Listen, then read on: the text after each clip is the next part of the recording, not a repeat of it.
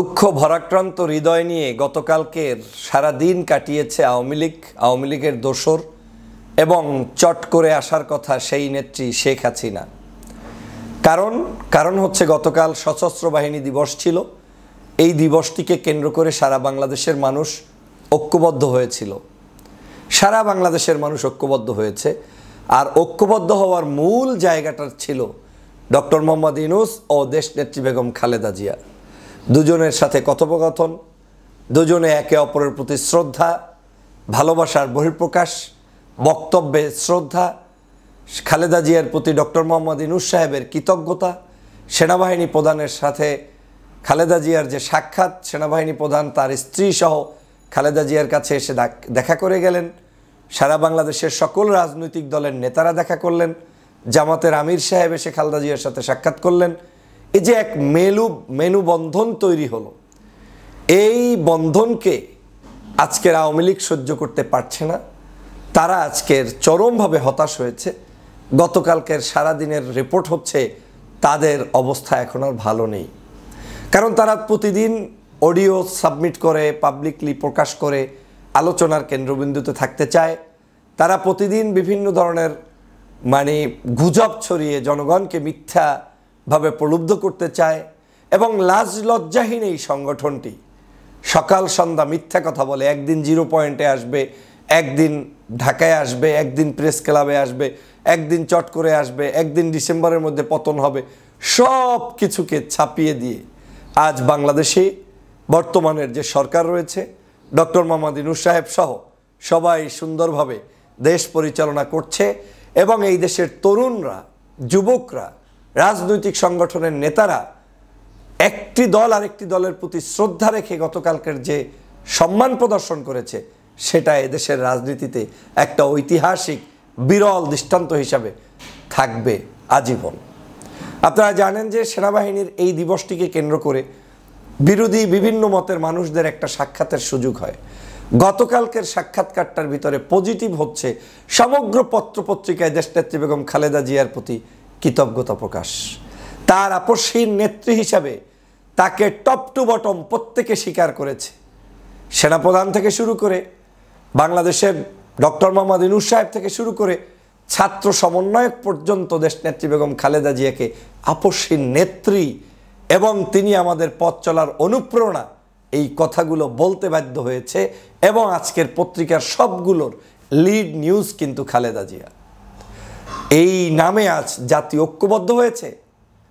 অথচ এই একই জায়গায় শেখ হাসিনার মতো একজন নেত্রী যে পালিয়ে গিয়েছে, বিমানে চড়ে চোরের মতো পালিয়েছে, সেই নেত্রীর নাম উচ্চারণ করার মতো একটা মানুষ বাংলাদেশে গতকালকের আমরা খুঁজে পাইনি। পত্রিকা তো দূরের কথা, কোনো জায়গায় তাকে কর্নারেও খুঁজে পাওয়া যায়নি। কারণটা কি? কারণ এখানেই শেখ হাসিনা জুলুম করেছে আর খালেদা জিয়া জুলুম সহ্য করেছে। শেখ হাসিনা জুলুম করেছে, ডক্টর মোহাম্মদ ইউনূস জুলুম সহ্য করেছে। শেখ হাসিনা মানুষকে ধ্বংস করেছে, দেশটাকে ধ্বংস করেছে। খালেদা জিয়া, ডক্টর মোহাম্মদ ইউনূস, অন্য মানুষরা দেশকে ভালোবেসেছে। আজকের সে কারণে গতকালকের একটা কম্পেয়ার করার সুযোগ হয়েছে যে আজকের খালেদা জিয়া এবং শেখ হাসিনা কে কোথায় অবস্থান করছে। আকাশ আর পাতালের অবস্থান। খালেদা জিয়া যদি আকাশে থাকে, শেখ হাসিনাকে পাতালেও খুঁজে যাওয়া যাবে না। একটা ঐক্যের প্রতীক হয়ে গিয়েছেন। আমি গতকালকের অনুষ্ঠানটায় দেখলাম খালেদা জিয়া একটা ঐক্যের প্রতীক হয়ে গিয়েছেন। সমগ্র মানুষের কাছে তার একটা গ্রহণযোগ্যতা যেভাবে তৈরি হয়েছে এবং সবাই যেভাবে তাকে সম্মান করছে, সেটা একটা এখনও আমাদের জন্য দৃষ্টান্ত। আমরা সে কারণেই আগের সময় বলতাম, যখন হাসিনা অবৈধভাবে ক্ষমতায়, তখন বলতাম যে খালেদা জিয়ার মৃত্যুর লাশকেও শেখ হাসিনা ভয় পায়, খালেদা জিয়ার অসুস্থ বডিকেও শেখ হাসিনা ভয় পায়, খালেদা জিয়ার ছায়াকেও শেখ হাসিনা ভয় পায়। কারণ খালেদা জিয়া বাহিরে থাকা, এই উন্মুক্ত খালেদা জিয়া থাকা আওয়ামী লীগের জন্য থরথর করে কাঁপে। সে কারণে খালেদা জিয়াকেই তারা সবচাইতে বেশি কষ্ট দেওয়ার চেষ্টা করেছে। কারণ খালেদা জিয়া বাহিরে থাকলে তাদের সেই সমস্যা বাড়তেই থাকে। প্রিয় সহযোদ্ধা ভাইরা, আপনারা জানেন যে গতকালকের এই জায়গাটায় আওয়ামী লীগ হতাশ হয়েছে, চরমভাবে বিব্রত হয়েছে। সারা বাংলাদেশের নেতাকর্মীদের অবস্থা এখন দুরবস্থায় পরিগণিত হয়েছে। এই একই সেনাকুঞ্জের জাহাঙ্গীর গেট থেকে খালেদা জিয়া ঢুকতেন, ভিতরে তার বাসভবন ছিল, সেই বাসা থেকে তাড়িয়ে দিয়েছে শেখ হাসিনা। আজকের সেই সেনাকুঞ্জে খালেদা জিয়া গিয়েছেন, সম্মান অর্জন করেছেন, কিন্তু শেখ হাসিনার আত্মীয় স্বজন তো দূরের কথা, কাউকে গতকালকের কোথাও কোনো খুঁজেও পাওয়া যায়নি। আর আমার জানা মতে কেউ ইনভাইট করেছে বলে আমার মনে হয় না। আর ইনভাইট যারা করবে তারা তো দালাল হয়ে যাবে, অতএব ইনভাইটেশনের প্রশ্নই আসে না। তো প্রিয় সহযোদ্ধা ভাইরা, তাহলে বাংলাদেশের রাজনীতিতে একটি আপসীর নাম দেশনেত্রী বেগম খালেদা জিয়া, বাংলাদেশের রাজনীতিতে ঐক্যের মেলুবন্ধন দেশনেত্রী বেগম খালেদা জিয়া, এবং আগামীর রাজনীতিতে এই দেশে কোনো স্বৈরশাসকদের স্থান যে হবে না তার উজ্জ্বল দৃষ্টান্ত গতকালকের রাজনৈতিক নেতাদের মাধ্যমে আমরা পেয়েছি। আমার বিশ্বাস আগামীর রাজনীতিতে এই যে ঐক্যবদ্ধ প্রচেষ্টা চলছে, এই ঐক্যবদ্ধ প্রচেষ্টা থাকলে আওয়ামী লীগের নাম নিশানা কেউ খুঁজে পাবেন না। শেখ হাসিনার বাংলাদেশে কোনো ধরনের রাজনীতি করার অধিকার নেই। আমরা একটা জিনিস দেখলাম গতকালকের সশস্ত্র বাহিনী দিবসে, সেটা হচ্ছে ঐক্য। কোন ইস্যুতে? এই যে শেখ হাসিনা পালিয়ে গিয়েছে, আওয়ামী লীগের অপকর্ম, এই ইস্যুতে সবাই এক, কেউ কাউকে ছাড় দিচ্ছে না। কই গতকালকের তো সব আলেম ওলামা, ডানপন্থী, ইসলামপন্থী, বামপন্থী সব দলের নেতাদেরকে আমরা সশস্ত্র বাহিনী দিবসের সেই অনুষ্ঠানটিতে দেখলাম, ভালো লেগেছে। অতএব সেই সশস্ত্র বাহিনী দিবসের অনুষ্ঠানটার দেখে আওয়ামী লীগ হতাশ হয়ে এখন আরও ভেঙে পড়েছে এবং আগামী দিনে আরও পড়বে। এই আওয়ামী লীগের কোনো অস্তিত্ব থাকবে না।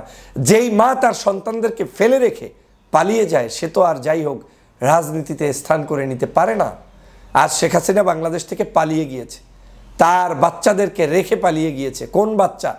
সেটা হচ্ছে তার নিজের বাচ্চাদেরকে নয়, তার দলীয় বাচ্চাদেরকে রাস্তায় ফেলে চলে গিয়েছে, আর তিনি তার নিজের পরিবার নিয়ে পালিয়ে গিয়েছে। তো যাদের নীতি নেই, আদর্শ নেই, তারা আবার কি করে বাংলাদেশে রাজনীতি করবে?